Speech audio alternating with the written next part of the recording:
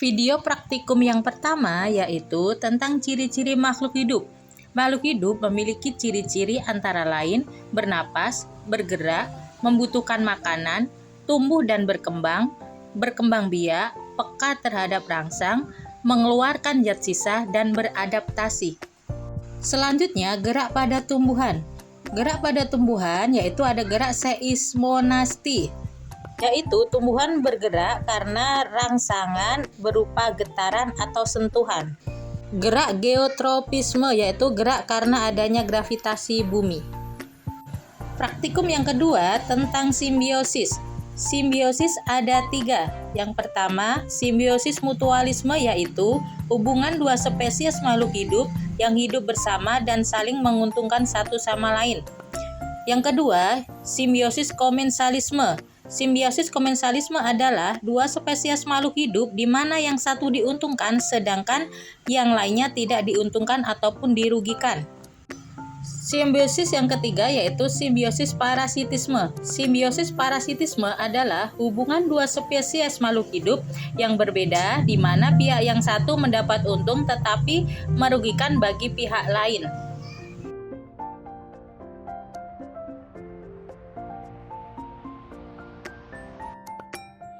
Praktikum selanjutnya tentang pertumbuhan, perkembangan, dan perkembangbiakan makhluk hidup. Berdasarkan hasil praktikum pada pertumbuhan dan perkembangan tumbuhan, dapat disimpulkan bahwa pertumbuhan dan perkembangan organisme merupakan hasil dari pembelahan sel, pembesaran sel, serta diferensiasi sel. Perkembangbiakan pada tumbuhan vegetatif alami adalah perkembangbiakan secara tidak kawin pada tumbuhan yang terjadi dengan sendirinya. Tumbuhan berkembang biak secara vegetatif alami dilakukan dengan menggunakan bagian dari tumbuhan itu sendiri. Praktikum kali ini tentang ekosistem darat. Pada ekosistem darat alami dan buatan terdapat komponen abiotik yang sama yaitu terdapat air, tanah, udara, dan cahaya matahari. Namun, terdapat perbedaan pada komponen biotiknya. Komponen biotik pada ekosistem darat alami memiliki jumlah dan jenis yang lebih banyak jika dibandingkan dengan ekosistem buatan. Hal ini terjadi karena ekosistem alami pertumbuhan tanaman tumbuh secara alami tanpa dikendalikan oleh manusia. Dalam kegiatan praktikum ini juga akan menunjukkan satu bentuk pencemaran perairan yang dapat diakibatkan oleh produk industri yang banyak digunakan dalam kehidupan sehari-hari, yaitu deterjen. Deterjen dalam kadar tertentu dapat mengganggu kehidupan organisme target maupun non-target.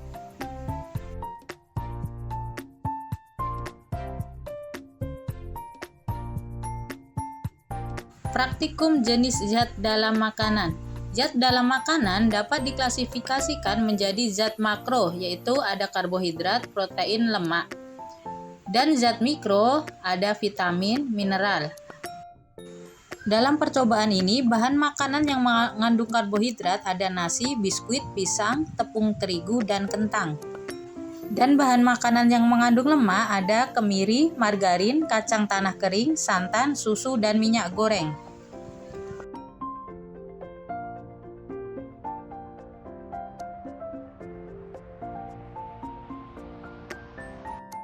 Kali ini praktikum tentang gaya. Ada gaya listrik statis, yaitu ketika kita menggosokkan penggaris plastik ke rambut, penggaris menjadi bermuatan negatif, sedangkan rambut bermuatan positif. Pelepasan muatan saat menggosokkan kedua bahan tersebut membuat bahan-bahan dialiri atau bermuatan listrik. Selanjutnya, gaya magnet. Magnet dapat menarik benda-benda tertentu seperti besi, nikel, dan baja. Benda yang ditarik oleh magnet disebut dengan benda magnetik, dan benda yang tidak dapat ditarik magnet disebut benda non-magnetik.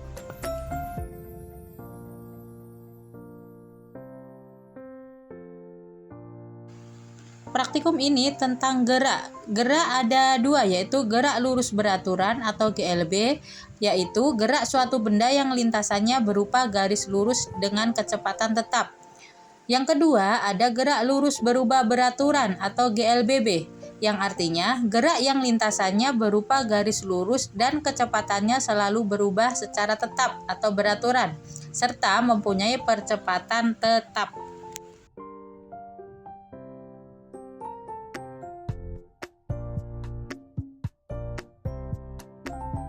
Praktikum selanjutnya tentang pesawat sederhana yaitu tuas. Dari praktikum ini dapat disimpulkan bahwa untuk mendapat suatu keseimbangan, jumlah beban pada sisi kiri dan sisi kanan harus bernilai sama. Semakin dekat jarak beban dengan titik tumpu, maka akan semakin kecil gaya yang bekerja. Sebaliknya, semakin jauh jarak beban dengan titik tumpu, maka akan semakin besar gaya yang bekerja.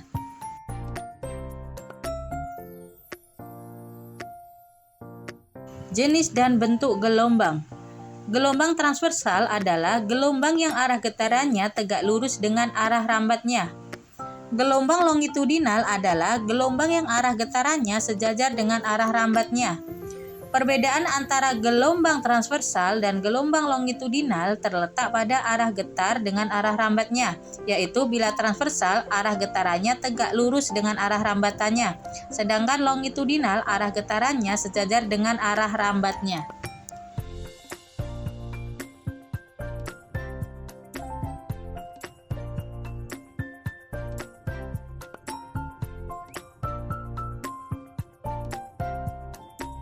Praktikum ini tentang telinga, percobaan struktur dan fungsi telinga. Telinga terbagi menjadi 3 bagian, yaitu telinga luar, telinga tengah, dan telinga dalam. Telinga yang terletak pada bagian luar ada daun telinga dan lian telinga. Telinga yang terletak pada bagian tengah ada gendang telinga, tulang martin, tulang talandasan, dan tulang sanggurdi. Telinga yang terletak pada bagian dalam ada klokea, saraf pendengaran, vestibular, kanalis semisirkularis, dan saluran eustasius. Bagian-bagian pada telinga memiliki fungsinya sendiri-sendiri. Selanjutnya, praktikum tentang sifat cahaya. Sifat bayangan cermin datar yaitu maya, tegak, dan sama besar. Sifat bayangan pada cermin cembung, maya, tegak, dan diperkecil.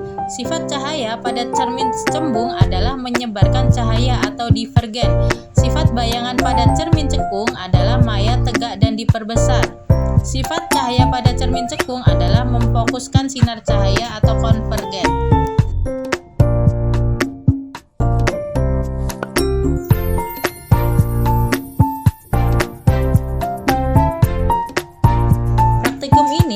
Tentang lensa cembung dan cermin cekung. Semakin jauh jarak fokus, maka keakuratan atau kekuatan lensa semakin kecil. Semakin dekat jarak fokus, maka keakuratan atau kekuatan lensa semakin besar. Titik api lensa cembung merupakan titik potong berkas sinar bias jika sumber cahaya benda jauh tak terhingga. Titik api cermin cekung merupakan titik potong kertas sinar pantul jika sumber cahaya berada jauh tak terhingga.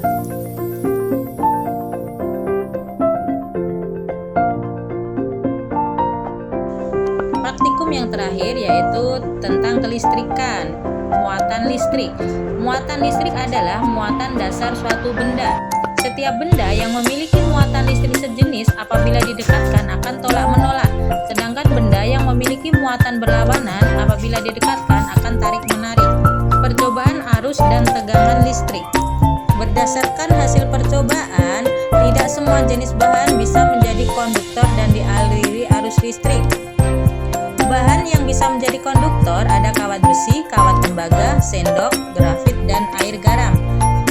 Karena terbukti bahwa lampu yang menyala saat disambungkan ke bahan-bahan tersebut. Menjadi isolator yaitu kayu, karet penghapus, kertas, plastik, dan air keran. Karena saat itu lampu tidak dapat menyala.